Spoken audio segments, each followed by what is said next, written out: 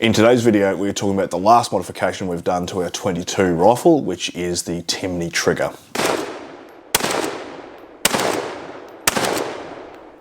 So as I alluded to in the last video, the last modification that we can really do as a user modification is drop in our aftermarket trigger.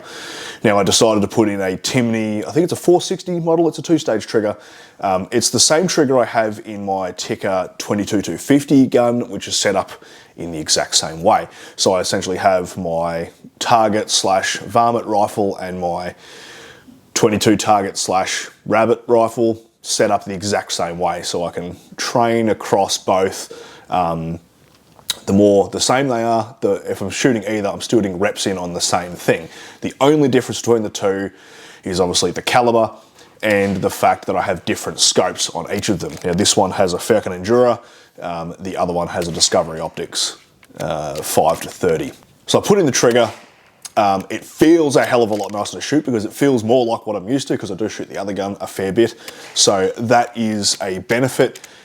In the group sizes, we didn't really see that much of a difference. It actually shot 4% worse, but that's an average of 0.540.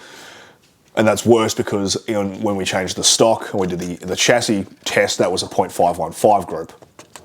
So it's about the same. When you look at the best groups out of those two tests, they're only 0.002 of an inch apart. So a 0.326 and a 0.328. So essentially it's shooting the same. And of its best groups, now obviously the fact that it's not match ammunition, you're going to have more of a variance between velocities and whatever with those rounds. So you are going to have differences in your group sizes on average.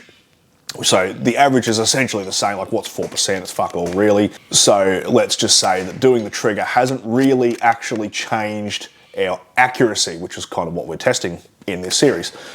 But for usability, it does feel nicer for me. And because I'm using it essentially as a trainer for the other rifle, having them both the same means I can get the same reps, if that makes sense.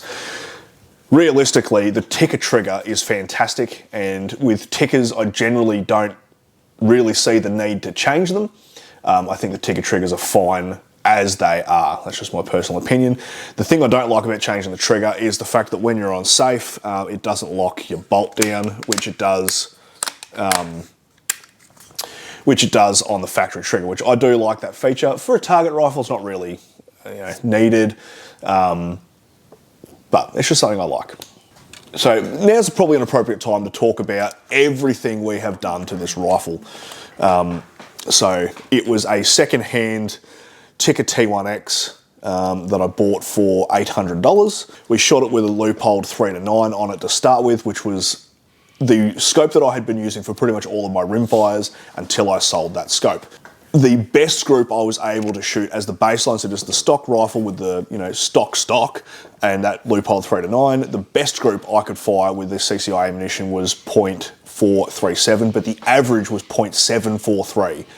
So some of those groups were well over an inch, some of them were quite small, and I fired 5 different ammunition. If you go all the way back to the start of this playlist, I shot 4 or 5 different types of ammunition, and this was the one that shot the best. So all of the others were well and truly worse than that.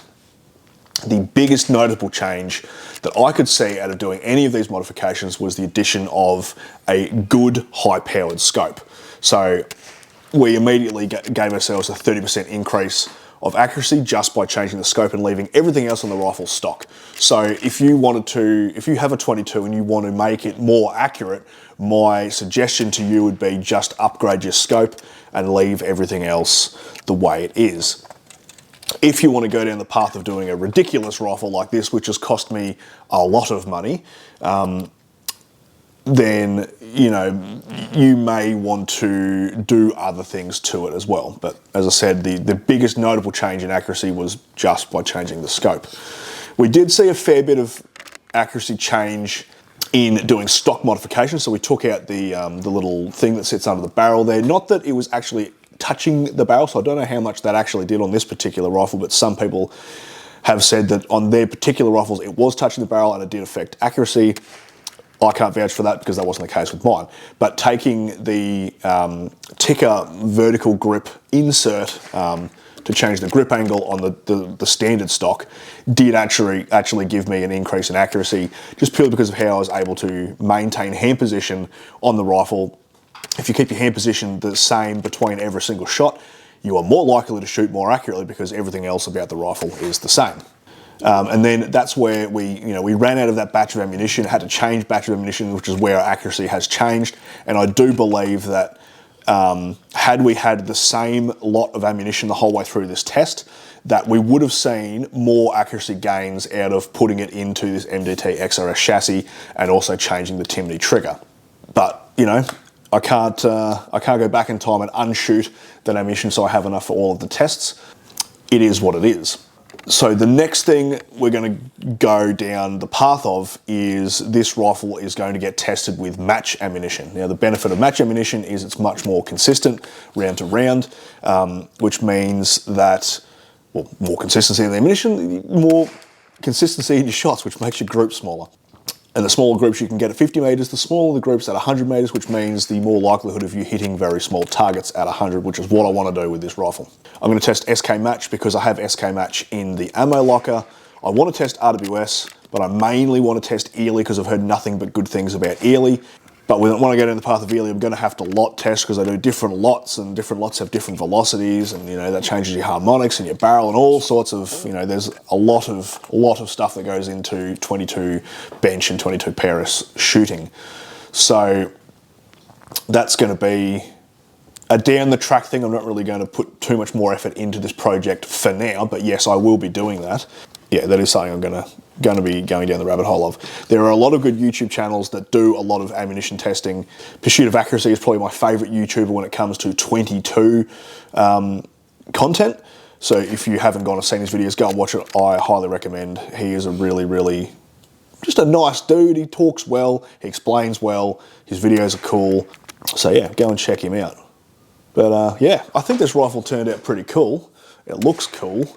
And that's, you know, that's the main thing, right? That's why we do things on guns, because they look cool. I do down the track want to rebarrel this, and that's purely just because I can.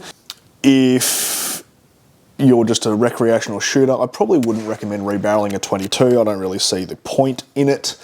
If you're a comp shooter, then yeah, I would probably rebarrel to a comp barrel with a match chamber. That's definitely something you can look at if that's your forte. But if you're just a recreational shooter or you're just a rabbit hunter, you probably don't need the accuracy. If I'm getting half-inch groups with this, that's, you know, a quarter of the size of a rabbit's head at 50. So I can headshot rabbits all day with this gun with shitty CCI standard ammunition. So I'm pretty happy with that. That's my 22 rifle. It's been a long project. We've built the rifle essentially how we want it for now until it gets a barrel change.